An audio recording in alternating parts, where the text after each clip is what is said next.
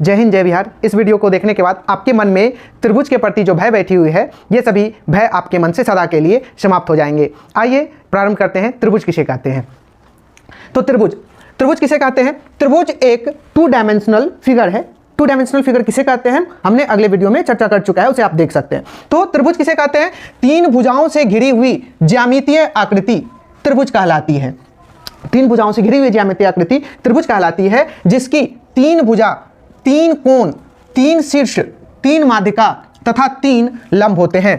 ये सभी चीज़ को हम यहाँ पे देखेंगे कि किसी त्रिभुज में कि 3 भुजा, 3 कोण, 3 शीर्ष, 3 माध्यिका तथा 3 लंब किस प्रकार से व्यवस्थित रहते हैं। उसके बाद हम विभिन्न प्रकार के त्रिभुज की भी चर्चा करेंगे।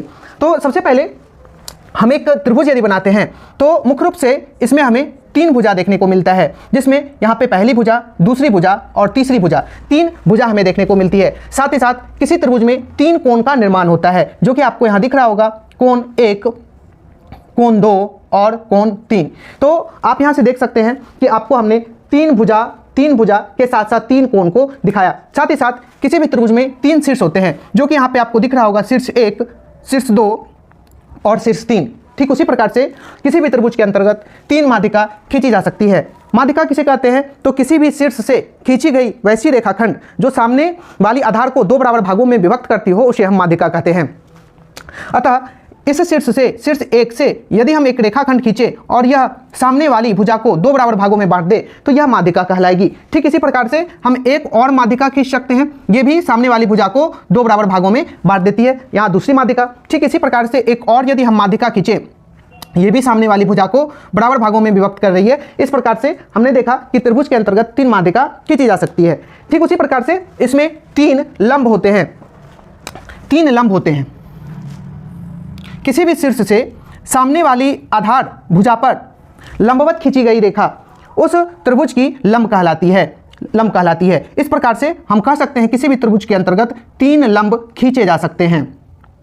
3 लंब खींचे जा सकते हैं। त्रिभुज को हम भुजा और कोण के आधार पर अध्ययन कर सकते हैं। यदि हम भुजा के आधार पर त्रिभुज को देखें तो भुजा के आधार पर त्रिभुज 3 प्रकार के होते हैं। सबसे पहला जो त्रिभुज है, समबाहु त्रिभुज। समबाहु त्रिभुज किसे कहते हैं? वैसा त्रिभुज जिसकी प्रत्येक भुजा बराबर हो, प्रत्येक भुजा समान हो, उसे हम समबाहु त्रिभुज कहते हैं। जैसा कि आप यहाँ पे देख रहे हैं, समबाहु त्रिभुज 2 शब्दों के मेल से बना हुआ है, एक सम और दूसरा बाहु। सम का मतलब हो गया यहाँ पे समान, और बाहु का अर्थ यहाँ भुजा।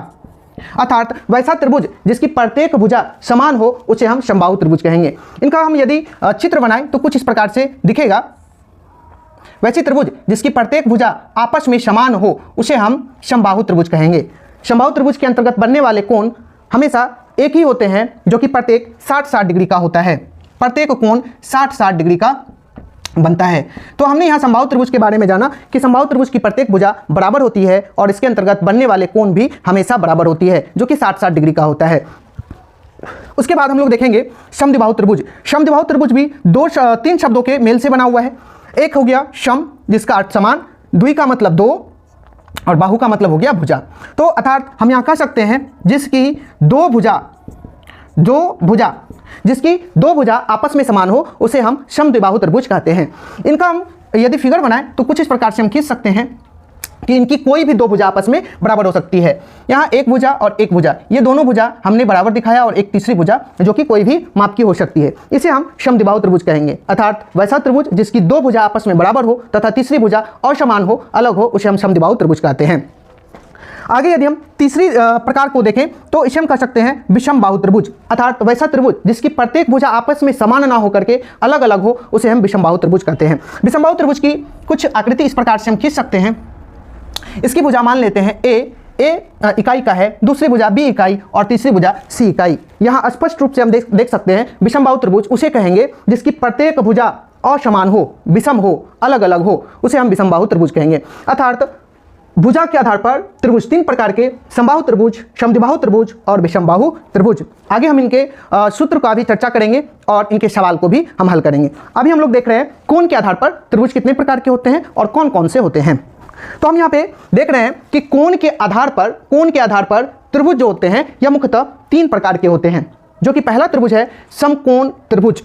अर्थात वैसा त्रिभुज जिसका एक कोण समकोण अर्थात 90 डिग्री का हो, उसे हम समकोण त्रिभुज कहेंगे। जैसा कि आप यहाँ पे इस चित्र के माध्यम से समझ सकते हैं कि यहाँ पर एक कोण समकोण है अर्थात 90 डिग्री का है, तो इस प्रकार का त्रिभुज समकोण त्रिभुज कहलाएगा। और इस समकोण त्रिभुज में एक कोण समकोण के साथ साथ अन्य दो बचे हुए शेष कोण है वह न्यून कोण होते हैं। आगे यदि हम लोग देखें न्यून कोण त्रिभुज किसे कहेंगे, वैसा त्रिभुज जिसकी प्रत्येक कोण न्यून कोण अर्थात 90 डिग्री से छोटा हो उसे हम न्यून कोण त्रिभुज कहेंगे। तो यहाँ पे हम लोग कह सकते हैं कि ऐसा त्रिभुज जिसका कोई भी कोण 90 डिग्री से बड़ा ना हो अर्थात 90 से हमेशा छोटा हो उसे हम न्यून कोण त्रिभुज कहेंगे। अधिक कोण त्रिभुज किसे कहेंगे, वैसा त्रिभुज जिसकी एक भी भुजा 90 डिग्री से बड़ी हो उसे हम अधिक कोण त्रिभुज कहेंगे। जैसा कि आप इस चित्र के माध्यम से देख सकते हैं कि यदि हम यहाँ पर एक कोण 105 डिग्री माने तो अन्य दो कोण न्यून कोण होगा। इस प्रकार से हम कह सकते हैं किसी भी त्रिभुज के अंदर यदि एक भी कोण 90 डिग्री से बड़ी हुई तो वह त्रिभुज अधिक कोण त्रिभुज कहलाएगी। तो हमने यहाँ पे देखा कि भुजा के आधार पर त्रिभुज 3 प्रकार के होते हैं, कोण के आधार पर त्रिभुज 3 प्रकार के होते हैं। अभी हम लोग एक अन्य त्रिभुज को देखेंगे जो कि कोण एवं भुजा के आधार पर होते हैं, जिसे हम समद्विबाहु समकोण त्रिभुज के नाम से जानते हैं। समद्विबाहु समकोण त्रिभुज किसे कहते हैं, तो भुजा तथा कोण के आधार पर जो त्रिभुज होते हैं उसे हम समद्विबाहु समकोण त्रिभुज कहेंगे। अर्थात वैसा त्रिभुज जिसकी दो भुजा बराबर हो तथा एक कोण समकोण हो, अर्थात दो भुजा बराबर के साथ साथ एक कोण यदि समकोण हो जाए तो इस प्रकार के त्रिभुज जो है वह समद्विबाहु समकोण त्रिभुज कहेंगे। जो कि यहाँ पे आपको दिख रहे होंगे कि हमने दो भुजा यहाँ पे बराबर दिखाया और एक कोण समकोण, इस प्रकार के जो त्रिभुज है वह समद्विबाहु समकोण त्रिभुज कहलाएंगे। अब इन सभी प्रकार में से जो हमने सबसे पहला बताया है कि समबाहु त्रिभुज पे अब हम लोग चर्चा करेंगे। यहाँ पे हमने एक त्रिभुज बनाया है, त्रिभुज ए बी और सी, जिसकी प्रत्येक भुजा यहाँ पे बराबर है। अभी तक आप लोगों ने जो समबाहु त्रिभुज का फॉर्मूला रटा है, याद किया है, वो आखिर आता कैसे है, वो आखिर क्यों बना है, क्यों होता है वो, उसे भी हम आज सीखेंगे। तो यहाँ पे सबसे पहले हम बात करते हैं कि समबाहु त्रिभुज की ऊंचाई का जो फॉर्मूला आप याद करते हैं √3/2 इंटू भुजा, ये आखिर आती कैसे है। तो यदि हम समबाहु त्रिभुज के शीर्ष से एक लंब यदि खींचें तो यह लंब समबाहु त्रिभुज के आधार को दो बराबर भागों में बांट देती है, तो चूंकि यह समबाहु त्रिभुज है तो इसकी प्रत्येक भुजा हमने यहाँ पे ए और ये ए ले लिया है, और चूंकि यहां से लंब खींचने के बाद इन्हें दो बराबर भागों में बांटा तो यहाँ पे बी से डी की जो लंबाई है a/2, डी से सी की भी लंबाई जो है वो a/2 हो जाएगी। यहां तो आपको उम्मीद है समझ में आया होगा। अब यदि हम लोग यहाँ त्रिभुज को देखें तो यह दो समकोण त्रिभुज में विभक्त हो गई, जो कि पहली समकोण त्रिभुज है त्रिभुज ए बी डी और दूसरी जो समकोण त्रिभुज है ए डी और सी। हम पहले समकोण त्रिभुज से चल करके हम ज्ञात करेंगे ए डी की लंबाई। तो त्रिभुज ए बी डी से तो यहाँ पे यदि हम ए बी डी त्रिभुज को देखें तो इस त्रिभुज में आधार हमें a/2 और कर्ण हमें a प्राप्त होता है। तो आधार बराबर a/2, कर्ण बराबर a। हमें निकालना है लंब अर्थात AD जो कि हम यहाँ पे लंब कहेंगे। लंब पाइथागोरस प्रमेय से लंब के लिए जो फॉर्मूला होता है वो हमें ज्ञात है √, कर्ण का स्क्वायर माइनस आधार का स्क्वायर।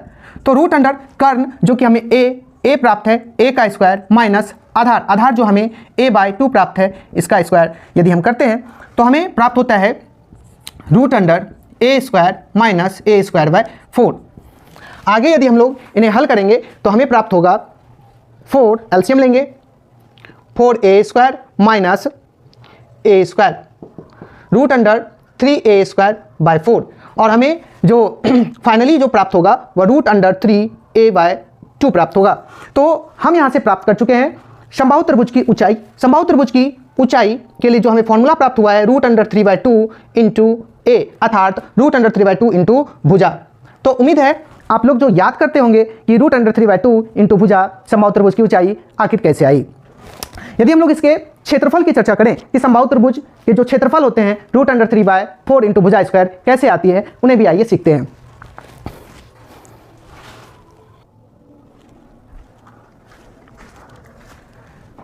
समबाहु त्रिभुज का क्षेत्रफल आखिर कैसे निकलता है उन्हें हम लोग देखते हैं। तो यहाँ पे यदि आप समबाहु त्रिभुज को देखें तो यहाँ पे दो समकोण त्रिभुज बनता हुआ दिखाई दे रहा होगा, एक समकोण त्रिभुज ये वाला और एक समकोण त्रिभुज ये वाला। अर्थात क्षेत्रफल के लिए यदि इस पूरे त्रिभुज का क्षेत्रफल यदि हम निकालें तो हम कैसे निकाल सकते हैं, तो समकोण त्रिभुज ए बी डी का क्षेत्रफल अब प्लस समकोण त्रिभुज ए डी सी का क्षेत्रफल करके निकाल सकते हैं। वही चीज को यदि हम लिखें तो क्षेत्रफल बराबर त्रिभुज ए बी डी का क्षेत्रफल प्लस त्रिभुज ए डी सी, त्रिभुज ए डी सी का क्षेत्रफल। त्रिभुज एबीडी जो कि हमें समकोण त्रिभुज को दर्शाता है, और समकोण त्रिभुज का क्षेत्रफल निकालने के लिए हम लोग जानते हैं 1/2 आधार गुणे ऊंचाई होती है, प्लस एडीसी, एडीसी ये भी एक समकोण त्रिभुज को दर्शाता है, इसके लिए भी हम लोग फॉर्मूला 1/2 इंटू आधार गुणे ऊंचाई दर्शाएंगे। चलिए अब इसका हम वैल्यू बैठाते हैं। 1/2 एडीसी में आधार क्या हो गया, ए डी, और बी में जो आधार है वह a/2, आधार a/2 इंटू ऊंचाई जो अभी हमने तुरंत निकाला है ऊंचाई √3/2 इंटू a, प्लस 1/2 इंटू आधार, आधार के लिए त्रिभुज ADC में a/2 इंटू ऊंचाई, ऊंचाई अभी तुरंत हम निकाले हैं √3/2 इंटू a। इसे हम यदि हल करें तो हमें जो प्राप्त होगा √3a² 8 प्लस इधर भी उसी प्रकार से √3a² 8। आगे यदि हम लोग हल करें तो इसे कुछ इस प्रकार से लिखा जा सकता है 2 इंटू √3a²। आगे यदि इसको देखें तो हम 2 से 8 को 4 बार में काट सकते हैं। इस प्रकार से क्षेत्रफल बराबर √3/4 इंटू a², अर्थात समबाहु त्रिभुज का जो क्षेत्रफल हम लोग याद करते हैं √3/4 इंटू a² कुछ इस प्रकार से हमें प्राप्त होती है। समद्विबाहु त्रिभुज, समद्विबाहु त्रिभुज जिसकी 2 भुजाएं आपस में बराबर तथा एक भुजा असमान हो उसे हम समद्विबाहु त्रिभुज कहेंगे। यहाँ से एक त्रिभुज हमने खींचा जो ABC है, इसकी 2 भुजा आपस में बराबर करने के बाद A और एक तीसरी भुजा जो कि असमान, इसे हमने B लिया। इसके शीर्ष से एक यदि हम रेखाखंड लंबवत खींचे तो यह आधार को 2 बराबर भागों में विभक्त करेगी, जो ये खंड B/2 और ये खंड B/2 में विभक्त होगी। यदि हम लोग त्रिभुज A, B और D से चले तो हमें प्राप्त होगा त्रिभुज ABD से, जो कि एक समकोण त्रिभुज आपको दिखाई दे रहा होगा। इस समकोण त्रिभुज में BD आधार का काम करेगा और AD लंब का और AB कर्ण का काम करेगा। तो हम यहाँ पे लिख सकते हैं कि कर्ण बराबर A, आधार बराबर B/2। तो लंब, यदि हम लंब निकालना चाहे तो लंब के लिए पाइथागोरस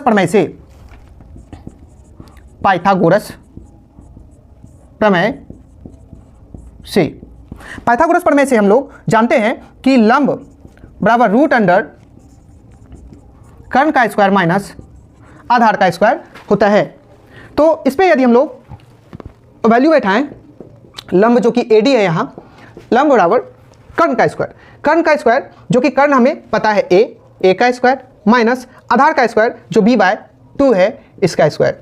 इसे यदि हम हल करें तो हमें प्राप्त होगा A² माइनस B का स्क्वायर B²/2 का स्क्वायर 4।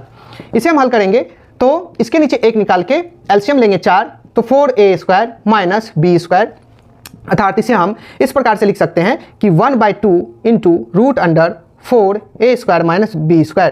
चूंकि 4 का वर्गमूल हम तोड़े, यहाँ 2 निकल गया बाहर और अंदर ऊपर जो है इनका वर्गमूल नहीं टूट पाया, तो हमें इसी प्रकार से रखना पड़ा। ठीक इसी प्रकार से हम AD अर्थात समद्विबाहु त्रिभुज की ऊंचाई जो प्राप्त किए हैं, समद्विबाहु त्रिभुज की ऊंचाई के लिए हमें फॉर्मूला प्राप्त होता है 1/2 √4a² माइनस B²। इसके क्षेत्रफल का भी फॉर्मूला देखते हैं कि क्या होता है। समद्विबाहु त्रिभुज का क्षेत्रफल किस प्रकार से निकालते हैं, आइए हम लोग देखते हैं। तो ये समद्विबाहु त्रिभुज हमने यहाँ पे खींचा है जो कि त्रिभुज ABC, इसकी एक भुजा A, दूसरी भुजा A और तीसरी भुजा हमने B दर्शाया है। इसका क्षेत्रफल हमें ज्ञात करने के लिए कर सकते हैं कि त्रिभुज ABD का क्षेत्रफल प्लस त्रिभुज ADC का क्षेत्रफल, त्रिभुज ABD का क्षेत्रफल प्लस त्रिभुज ADC का क्षेत्रफल। तो हम यहाँ पे ABD देखें तो एक समकोण त्रिभुज है और समकोण त्रिभुज का क्षेत्रफल 1/2 आधार गुणे ऊंचाई होती है, प्लस ADC भी एक समकोण त्रिभुज है, इसके लिए भी क्षेत्रफल 1/2 आधार गुणे ऊंचाई होती है। आइए इसके वैल्यू को यदि हम बैठाएं तो 1/2 आधार के लिए B/2 इंटू ऊंचाई जो अभी हम तुरंत प्राप्त किए हैं 1/2 √4a² माइनस में B² प्लस इसी प्रकार से 1/2 इंटू आधार यहाँ पे B/2 इसके लिए इंटू ऊंचाई के लिए भी हमने मान को प्राप्त कर लिया है 1/2 into root under 4a² minus b²। आइए यहाँ से एक पद को यहाँ से हम हल करेंगे और दूसरे पद को उसके बाद हल करेंगे। तो पहले पद को यदि हम हल करते हैं तो हमें प्राप्त होता है b root under 4a² minus b² by 8 plus b root under 4a² minus b² by 8। यदि हम इसका एलसीएम ले तो हमें कुछ इस प्रकार से प्राप्त होगा 8 b root under 4a² minus b² अब plus b root under 4a² minus b²। चूंकि यहाँ पे दोनों पद समान है तो एक पद और एक और पद, तो दो पद यहाँ पे हो गया, अर्थात 2b root under 4a² minus b² by 8। 2 से यदि हम 8 को काटे 4 टाइम्स में तो हमें b/4 root under 4a² minus b² प्राप्त होगा, जो कि समद्विबाहु त्रिभुज के क्षेत्रफल का फॉर्मूला है। तो इस प्रकार से समद्विबाहु त्रिभुज के क्षेत्रफल का फॉर्मूला कह सकते हैं कि b/4 root under 4a² minus b²। समबाहु त्रिभुज वैसे त्रिभुज जिसकी प्रत्येक भुजा आपस में असमान हो। इसकी एक भुजा यदि a इकाई है तो दूसरी भुजा b इकाई और तीसरी भुजा c इकाई होगी। यदि हम इसकी क्षेत्रफल की बात करें तो क्षेत्रफल इसकी हमें हीरोन्स फॉर्मूला के माध्यम से ज्ञात करनी होती है। हीरोन्स फॉर्मूला क्या है? तो क्षेत्रफल के लिए जो प्राप्त होता है हमें हीरोन्स फॉर्मूला, जो कि कहता है s minus a into s minus b into s minus c, जहाँ s बराबर a plus b plus c by 2, अर्थात s एक अर्ध परिमाप कहलाता है। द्विबाहु समकोण त्रिभुज किसे कहते हैं? जैसा कि आप यहाँ पे चित्र देख रहे होंगे कि सम द्विबाहु समकोण त्रिभुज, वैसा समकोण त्रिभुज जिसकी दो भुजा समान हो तथा एक कोण समकोण हो। हम यहाँ पे एक भुजा a इकाई मानते हैं तो दूसरी समान भुजा भी a इकाई तथा तीसरी जो अलग है भुजा वह b इकाई की हो जाएगी। यदि हम इसके क्षेत्रफल की बात करें तो चूंकि ये त्रिभुज समद्विबाहु समकोण त्रिभुज है, समकोण त्रिभुज का क्षेत्रफल के लिए 1/2 इंटू आधार गुणे ऊंचाई होती है। तो आइए से हम कुछ अलग रूप से भी देख सकते हैं। 1/2 इंटू आधार के लिए a इंटू ऊंचाई के लिए भी हम यहाँ पे a कहेंगे तो हमें प्राप्त होगा a²/2। तो यहाँ से हम लोग जो क्षेत्रफल के लिए समद्विबाहु समकोण त्रिभुज का जो क्षेत्रफल है उसके लिए हमें फॉर्मूला प्राप्त हुआ है कि a²/2। इसे हम किस तरह से देख सकते हैं? a हमारे लिए आधार का भी काम कर रहा है और a हमारे लिए लंब का भी काम कर रहा है, अर्थात समद्विबाहु समकोण त्रिभुज के क्षेत्रफल का फॉर्मूला हम कह सकते हैं a को यदि हम आधार कहे तो हम कहेंगे कि आधार का स्क्वायर/2 ये समद्विबाहु समकोण त्रिभुज का क्षेत्रफल का फॉर्मूला हो सकता है।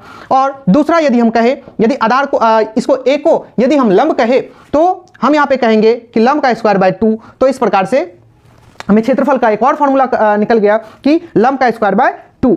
और इसी प्रकार से यदि हम एक और तरीके से यदि हम देखें तो हमें प्राप्त होगा कि कर्ण का स्क्वायर/4 ये भी समद्विबाहु समकोण त्रिभुज के क्षेत्रफल का फॉर्मूला होता है। धन्यवाद।